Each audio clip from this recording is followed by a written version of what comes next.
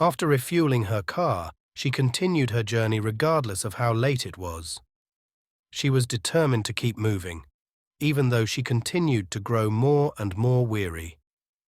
She didn't want to make any more stops unless it was absolutely necessary, since the last 2 times when she had stopped were unpleasant experiences. With time, she found it more and more difficult to stay awake. Her energy was waning as time passed.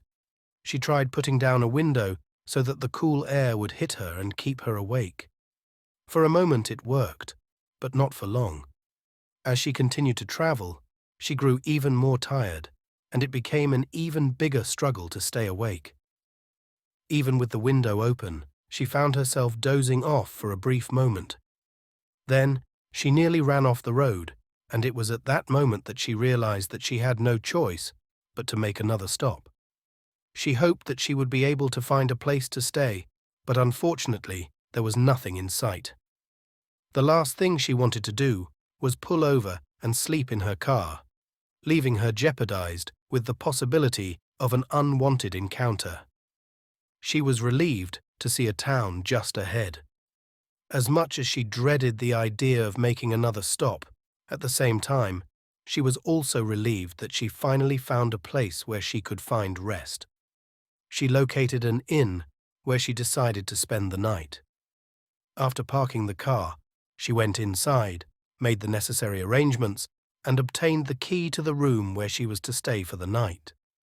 She glanced around as she walked to the room where she planned to stay. After she unlocked the door, she went inside straight away and locked the door behind her. She sighed with relief because she managed to find a place where she felt she would be safe for the night.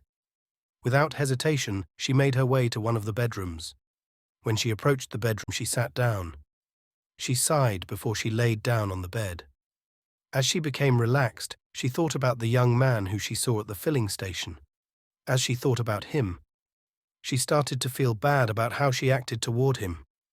He was only trying to help her, and she didn't even thank him. She regretted her behavior toward him, but unfortunately, there was nothing that she could do about it at that point, since she was miles away from him. She was about to fall asleep when she heard a sound that came from one of the other rooms. She didn't feel like getting up to investigate the cause of the sound because she was so tired. She closed her eyes and tried to sleep when she'd heard yet another sound. She still didn't want to get up from the bed. She was becoming frustrated because the entire reason she had made the stop in the first place was so she could get some rest. She sighed, and then she closed her eyes once again. For a moment, everything was quiet, but then there was another sound which seemed closer and somewhat louder than the previous ones. She opened her eyes and glanced around, but saw nothing. Then she looked at the closet door and noticed that it appeared to be opened slightly. She became fearful because she knew that it had been closed before. She blinked, and then she noticed that the closet door was closed. At that moment, she wondered if her mind was simply playing tricks on her. Everything became calm and quiet as she tried to rest.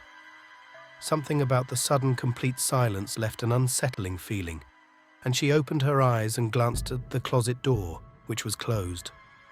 Then she looked around the room when she caught a glimpse of something in one of the corners of the room.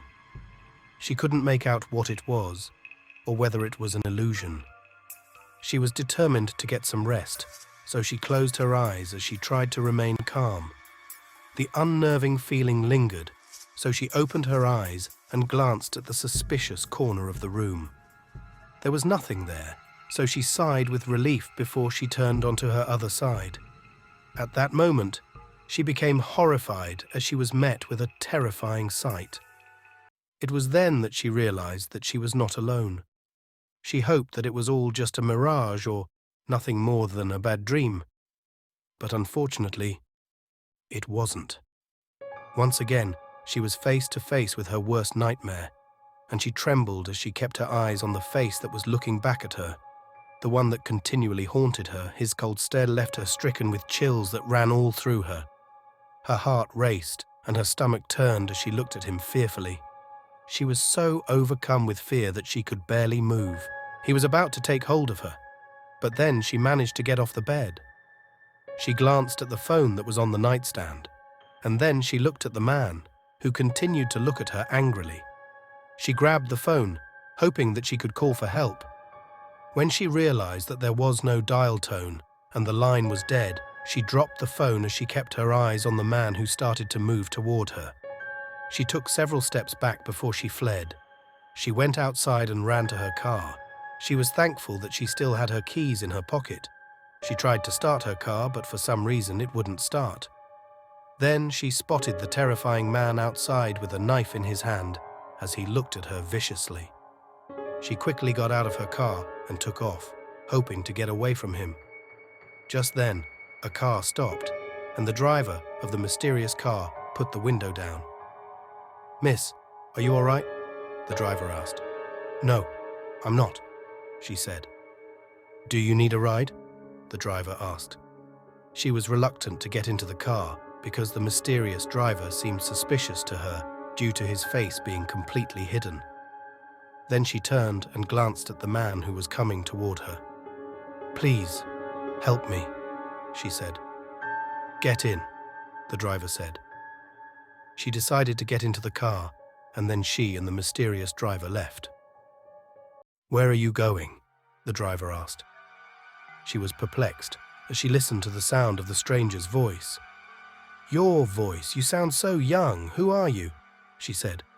"I'm sorry, but I cannot tell you that. I must keep my identity hidden. All I can tell you is that I'm here to help you," the driver said. She wanted to know the identity of the stranger and why he wanted to help. "You haven't told me where you wanted me to take you," he said. "I just want to go home, but I'm a long way from where I live. For now, I just want to get as far away from this area as possible," she said. "Very well," the driver said. "What about my car?" she asked. "Don't worry about it. I'll figure it out. I promise," the driver said.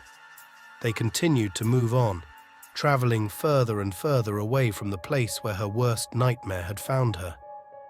As she sat there quietly, she wondered how and why he found her. She was miles away from the pizzeria where she had first seen him, yet somehow he managed to locate her. The very thought left her petrified. She wondered if the nightmare would ever end, if she would ever be free from him, or if she would be forever trapped by him and the horrible terror that she was living.